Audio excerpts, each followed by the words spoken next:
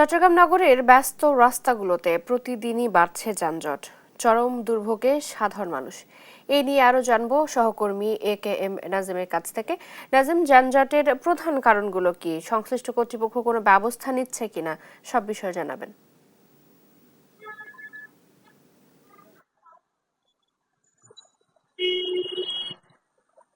চট্টগ্রাম শহর ধীরে ধীরে যানজটের শহর হিসেবে পরিণত হচ্ছে, কারণ যত দিন যাচ্ছে তত যে যানজট সেটি ধীরে ধীরে বাড়ছে। তার অন্যতম কারণ হচ্ছে যে যেখানে সেখানে অবৈধ পার্কিং এবং যত্রতত্র ওঠানামার কারণে মূলত যানজটের যে কারণ সেটি বাড়ছে। আমরা এখন যেখানে রয়েছি নগরীর গুরুত্বপূর্ণ এলাকা ওয়াসার মোড়, এখানে একটু আগে যানজট ছিল এবং এখনো ধীরে ধীরে বাড়ছে, গাড়ি কিন্তু ধীর গতিতে চলছে।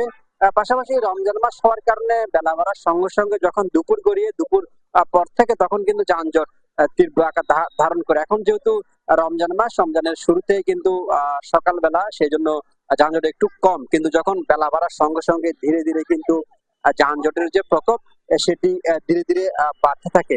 একটা বিষয়, নগরীর আসলে গুরুত্বপূর্ণ পয়েন্ট গুলোতে কিন্তু যখন বিশেষ করে দুপুর বেলা, রমজান মাস যেহেতু দুপুরের পর থেকে এখন সন্ধ্যা পর্যন্ত যানজটের যে তীব্রতা সেটি বাড়ে, তার অন্যতম কারণ হচ্ছে যে আপনার সড়কে যেখানে সেখানে যাত্রী ওঠানামা করা, অবৈধ যানবাহন গুলো সড়কে বেড়ে যাওয়া এবং আসলে কিছু উন্নয়ন প্রকল্পের কাজ চলার কারণে সড়কের দুপাশে খোঁড়াখুড়ির কারণের মতো যানজটের অন্যতম কারণ বলে মনে করছেন নগরবাসী। এই ক্ষেত্রে আমরা ট্রাফিক পুলিশের সাথে কথা বলেছি, যে ট্রাফিকের পক্ষ থেকে যেটি বলা হচ্ছে তারা কিন্তু যানজট নিয়ন্ত্রণে কাজ করছে। তবে নতুন করে যে সমস্যা দেখাচ্ছে সেটি হচ্ছে যে সড়কের উন্নয়নের কাজের কারণে কিন্তু সড়ক শুরু হয়ে যাওয়ার কারণে দুপাশে মানুষের যেই ব্যস্ততা, পাশাপাশি সড়কের শুরু হওয়ার কারণে গাড়ি চলাচল ধীরগতির কারণে কিন্তু যানজটের অন্যতম কারণ।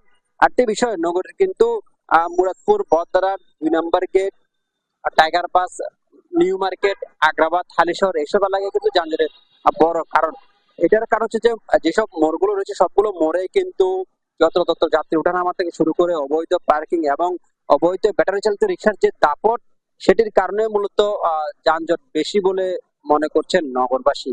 তবে নগর পরিকল্পনাবিদরা বলছেন এবং নগর বিশেষজ্ঞরা বলছেন, যেসব গণপরিবহন যেগুলো ফিটনেস বিহীন গণপরিবহন রয়েছে এবং যেসব গণপরিবহনের কারণে সড়কে যানজট দীর্ঘ দীর্ঘ হয়, সেসব পরিবহনের বিরুদ্ধে যেটি আইনগত ব্যবস্থা সেটি কঠোরভাবে নেওয়া দরকার।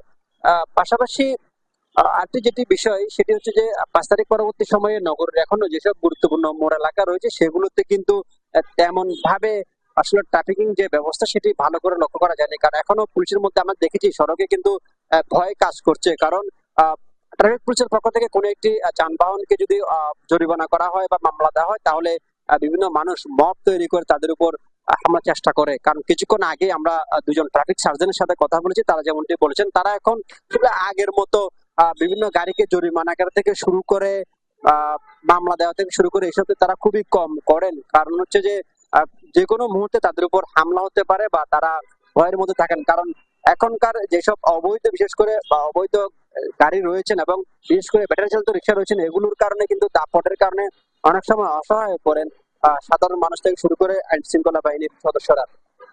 তবে যেটি দেখছি গত কয়েকদিন ধরে চট্টগ্রাম শহরে কিন্তু রমজান শুরু হওয়ার পর যানজটের বিষয়ে কিন্তু ট্রাফিক বিভাগের পক্ষ থেকে নিয়মিত কাজ করা হচ্ছে এবং রমজান উপলক্ষে প্রতিদিন গড়ে কিন্তু গুরুত্বপূর্ণ মোড়গুলোতে অতিরিক্ত ট্রাফিক সদস্যের পাশাপাশি কিন্তু সাদা পোশাক আইন শৃঙ্খলা বাহিনী কাজ করছে। তো চট্টগ্রাম থেকে যানজট নিয়ে এই ছিল আমার এখানে। নাজিম, ধন্যবাদ আপনাকে। চট্টগ্রাম নগরীর ব্যস্ত রাস্তাগুলোতে প্রতিদিনই বাড়ছে যানজট, সেই খবর জানাচ্ছিলেন সহকর্মী AKM নাজিম।